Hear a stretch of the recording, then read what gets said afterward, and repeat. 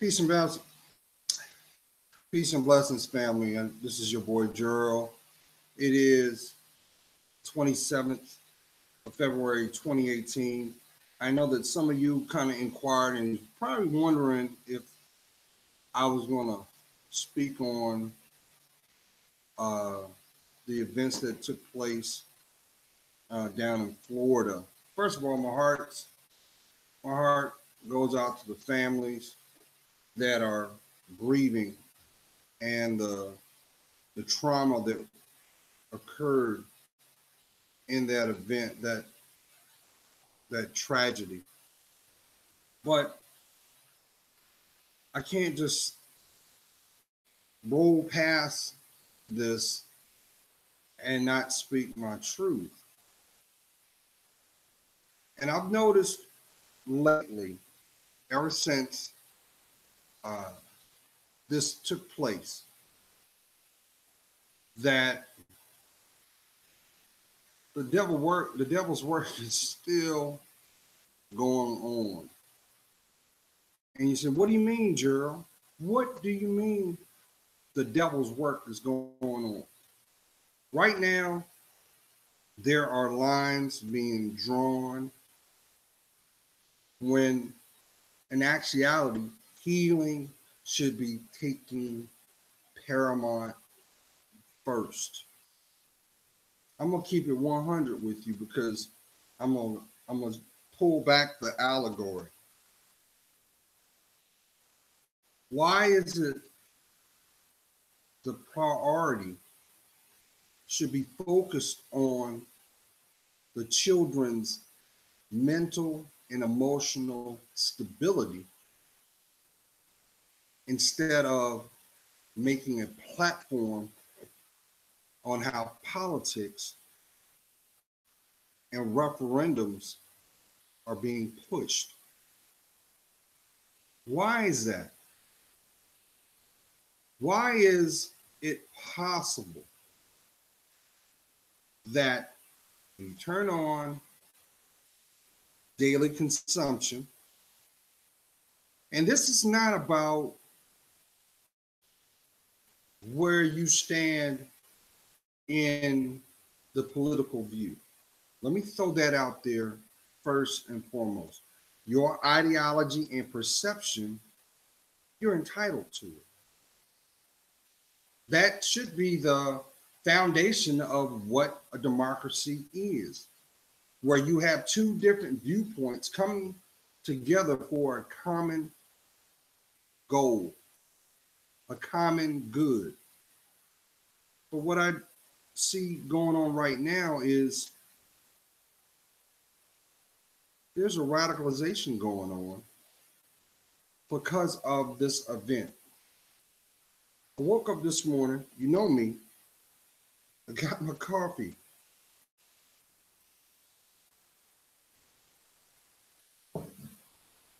And like a lot of you, I reflect, I give thanks because you didn't have to wake up this morning. And I plan my day, how I'm going to tackle and be strategic in my responsibility. But my heart goes out, and I cannot ignore what has been put out there for daily consumption. As a parent, I have to question the legitimacy of the positions that are being drawn up. And here's what I'm saying. Number one, the sole priority in what took place in Parkland, Florida, the whole focus should be on the children. First and foremost. But here's my question. How is it possible, as quickly as the media flocked down to cover this travesty and tragedy, once again, there was not one voice saying, hey, you know what? We need to put a pause on this and allow these families to grieve. We need to show some compassion and empathy on the families whose children, unfortunately, are not here. But instead, it seemed like the tactic was, we're going to find the most enraged, outspoken in that demographic. We're talking our babies, that will be courageous enough to speak.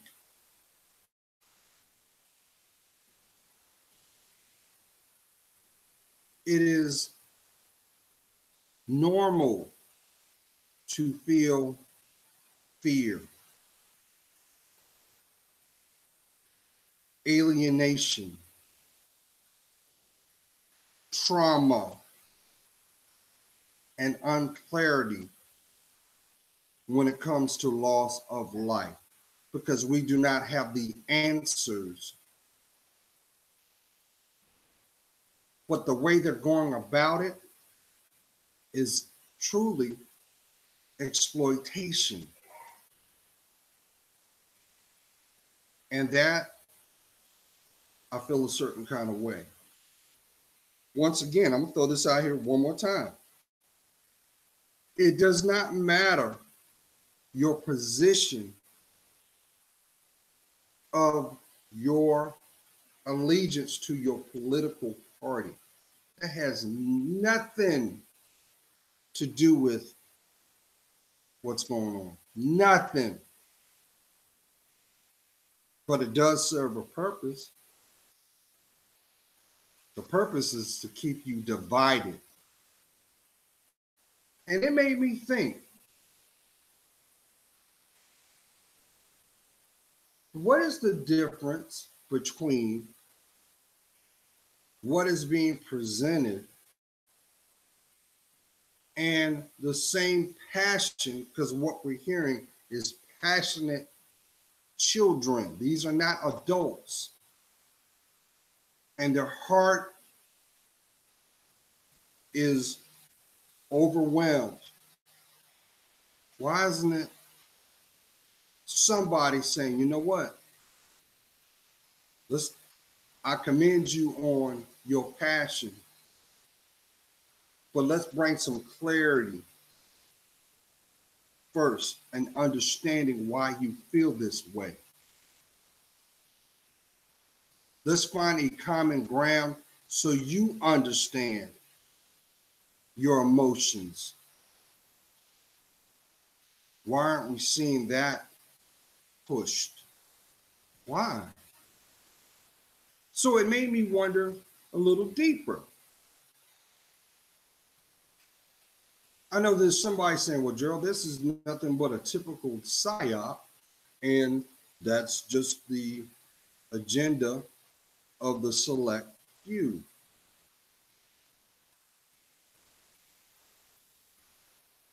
But is that select few agenda worth one tear that falls from your baby's eyes? Is it worth it? I think not. And there's where I have a problem. Because every event that was a shock and awe, a civil unrest, or an action of instability, there was no time given for reflection. Why? Now, I'm going to turn the corner real quick because this is going to be a real quick video. Just something to consider. How is it possible that they had the children, the students, had the means to not only rally and as well as organize to be able to have a petition to rally. You realize how long it takes to have a public event? It takes months to do. How was it possible that all these events occurred, not only from the local level, but national level, because it got viewership, and it did not have political interest to greenlight the process? I'll do one better. If we have that same passion to bring focus on what's going on, why isn't that same passion given when it comes to our educational system? How about our communities? Yeah, you know where you live. Because I would like to think that no matter what your position is, ultimately, you want to live in peace. You want to feel safe. And you want peace of mind. I think that's the end goal for pretty much everybody. So how is it possible that these several hundred, I don't know what the number was, that they were able to organize, petition, rally, and have access to a political figure, referring to Governor Rubio, to have access to the representative of the NRA. Everybody was there. How's that possible? When the best interest should have been focused on the mental health and stability of every child affected on that day. How is that possible? That doesn't make sense. And I would love to hear your comments below. Please educate me. Because from a logical standpoint, it makes no sense. And this is not to downplay this tragedy. This is not the point of the video. My heart goes out to every person affected on that day. Now, it just seems like there's a deeper agenda being served on that. And let's flip it, because you've had people also say, well, Gerald, look, this would have never occurred if this boy, yeah, he's 19, but he didn't act like a 19-year-old. This would have never happened if he didn't have access to that firearm. Well, the outcome would have been different if he had a 9mm. I'm just saying, because that's still a tool. But it has no response without the decision to use it. And no, I'm not going to sit up here and say, hey, I'm pro-gun. I'm not saying that. That's not the point of the video. Because at the end of the day, what if that person, what if Cruz, he had a knife?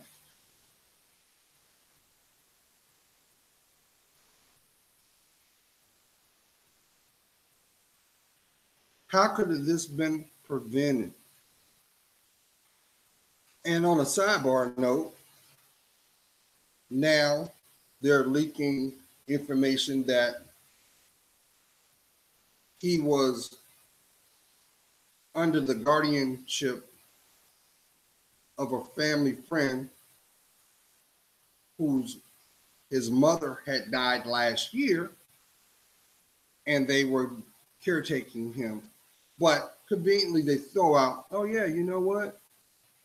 He has $800,000 trust fund, and they stepped up. Okay, so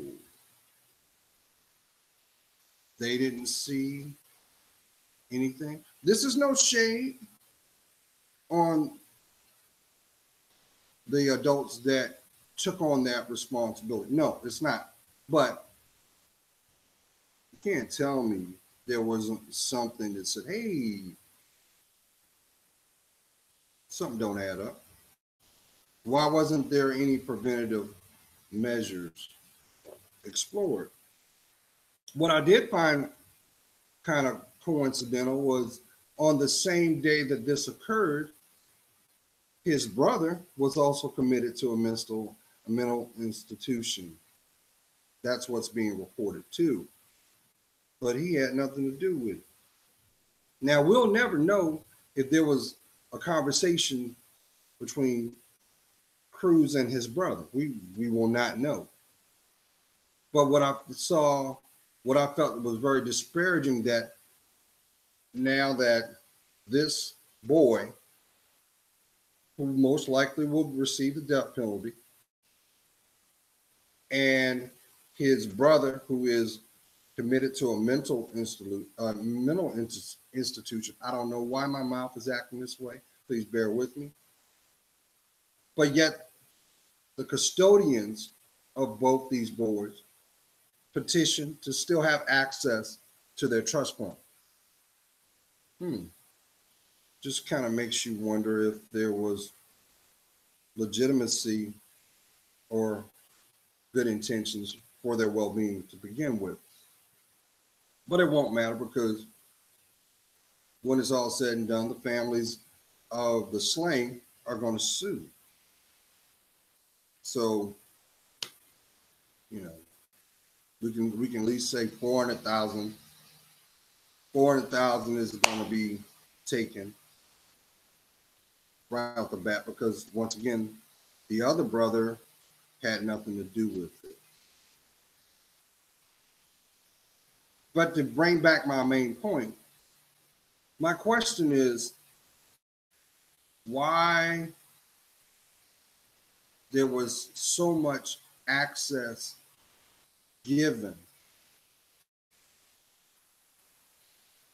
when they should have ensured that these children had grief counseling and was ready to have a discussion. Meanwhile, social media, major media, they're all discussing it and giving it the national platform that it does not deserve. Now, I think personally, I spoke this on Facebook. I think that if we really want change as a community, the first thing we need to do, and this is my opinion, is you should have a limitation for serving your community. Right off the bat, there should be a max time of public office right off the bat.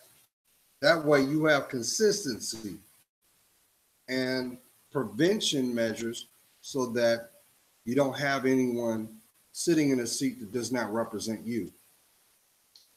The second thing, as a person of our community, in a town near you, in a city near you, in a state near you, it is your responsibility as a voter to research your candidates, because your candidates are a reflection of your point of view.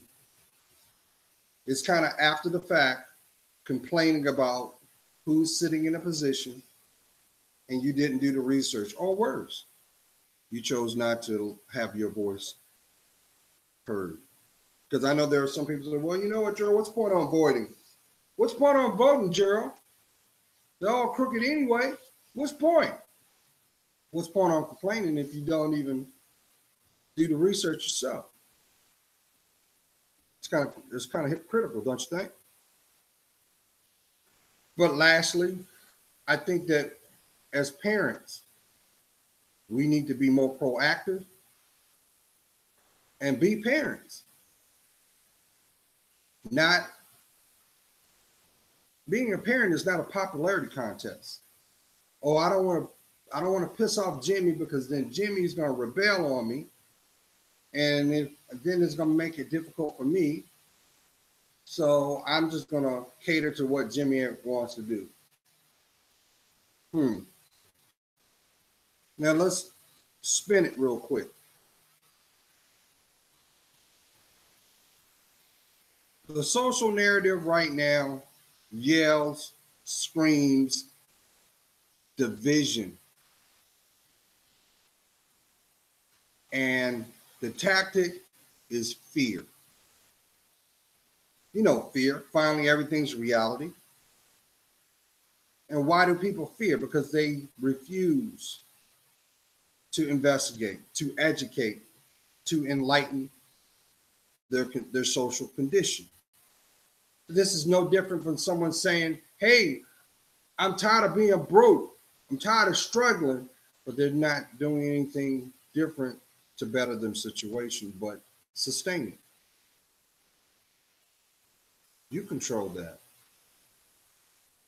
Just as well as you control how you react to something too. But let's not stray. I just wish that as a community, we would stop condoning bad behavior, as well as cherry picking things only because it benefits a select few. It doesn't matter your demographic, it doesn't matter your gender. None of that matters when you don't feel emotionally safe. It doesn't matter. It doesn't matter your economic status. None of that matters, because there's plenty of children that financially do not have a care in the world, and they are some of the most alienated and depressed people on this planet. And you know what happens to those people? They lack structure. They lack guidance because they're enabled. They're pacified. It's no different than being a parent that is not interacting with their child. Instead of giving time, which is the greatest gift you can give, instead you say, well, here, Bob, here, Billy, I don't feel like dealing with you, so take this game controller and sit your butt down in front of the TV. Or, no, I don't feel like investing in your education, but I will give you this big old bowl of Cheetos right here, and you just go ahead until you have health issues. It's no different. It's the same fruit on the same tree. No different than this one. Bigotry, racism, bias. They're all forged by fear. Why?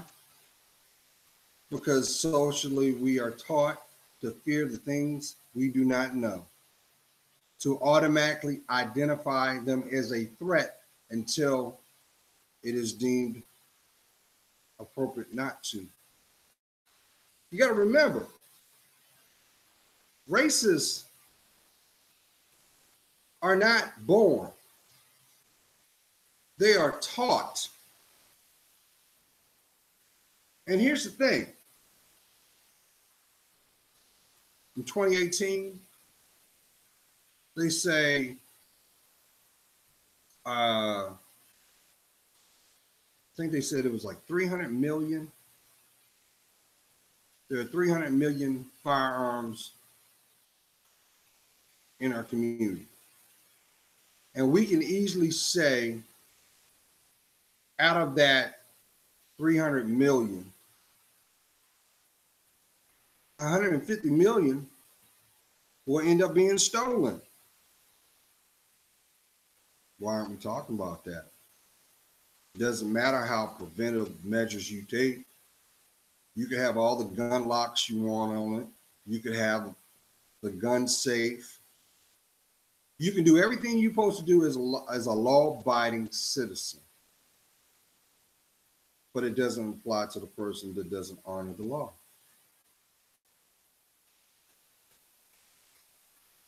I'm saying this because about 2 years ago, 2.5 years ago, I did a couple videos talking about this. And at the end of the day, in a town near you, in a city near you, in a state near you, there's a boardroom. In that boardroom, there are suits. And in that boardroom, with these suits, there's a chart. And that chart has a profit sharing report done.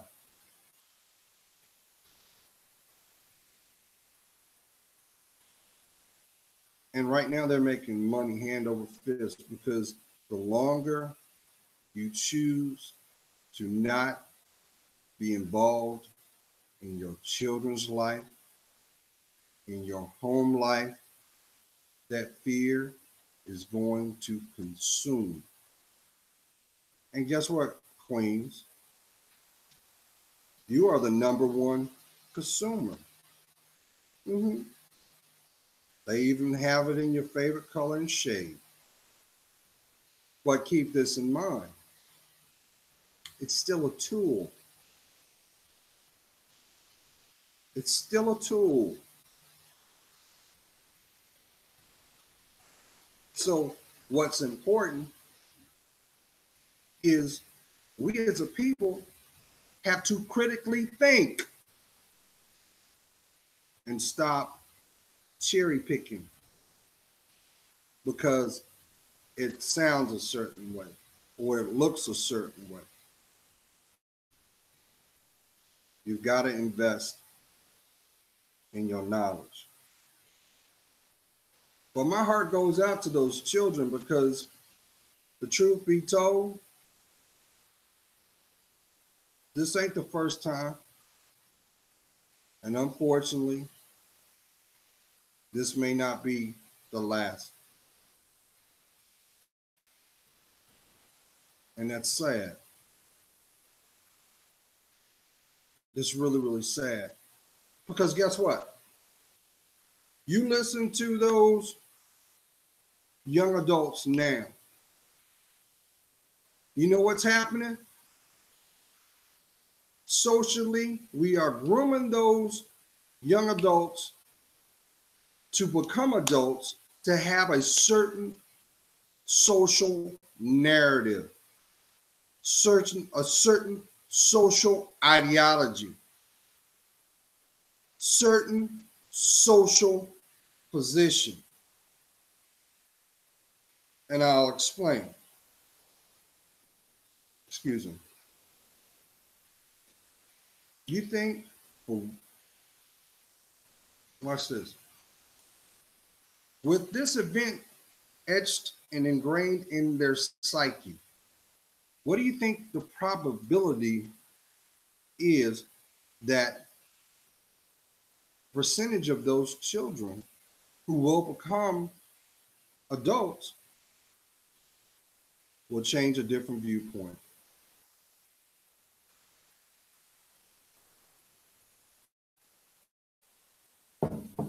Did you hear what I said? Think about it. When there has been a crime that has a firearm involved, what happens? The probability that the person that was violated, the probability they will be the next gun owner. Why? Because they don't feel emotionally safe. So they're going to turn around as a measure and find something to protect themselves. That's natural behavior. But why aren't they not discussing that? Because I guarantee you, a great percentage of those young adults will feel a certain way right now. Time will progress, and you will see them at the gun range. And their position is, I'm not going to be the victim. That's not going to happen to me. And here's the thing that really caught my eye too. And I'm going to bring this home. I thought it was kind of coincidental that the young woman that they had speaking in behalf of the student body, she had a haircut and she had all the makings of a feminist. She had all the makings. Her demeanor, her position, and her imagery. And let's keep in mind, some of those statements didn't come from her. Those were given. They were given based off the psyche of a young adult. Now, I'm not taking away from the fact that their intelligence level, because I don't know. But the probability of how those questions were addressed, especially when they rallied at that town hall and Governor Rubio was there. But then the parents were there, very angry. If you listen to the dialogue and the projection, come on now. Stevie Wonder can see that there's a bigger agenda behind it all. I'm just saying, I know I'm not the only one that sees it. But like I said, it has no merit on your political viewpoint. Not this video. You have a right to reflect and represent what you believe. Just make sure what you believe is right. Just make sure it's right. Not something that is pushed because of propaganda or a psyop. At the end of the day, who benefits? And here's something too, and I'm going to bring this home. Family, parents. There's something that kind of jumped out at me. In a town near you, in a city near you, in a state near you, have you noticed that your schools, you notice the new schools that are being built? Why do they look like correctional facilities? Without a fence line, without a guard post. Is that coincidental that that's what they look like? It might not be that for some of the areas that the populace is small, but you go to some of these larger suburban areas that is very diverse, and you look at the schools that are being built now, add the fact that the most likely they're going to add metal detectors and they will have armed security. Now, let's keep this in mind too. This practice is nothing new in the minority communities. They've had metal detectors and uh, uh, armed security for the last 20, 25 years. This ain't nothing new. This is nothing new. But it's not an issue now. It's become an issue now because now the same behaviors have bled over. That's why the opiate issues, there's intervention being done because guess what? Marsha now is an addict. Little Billy's acting less than. Why? Because it's the social narrative.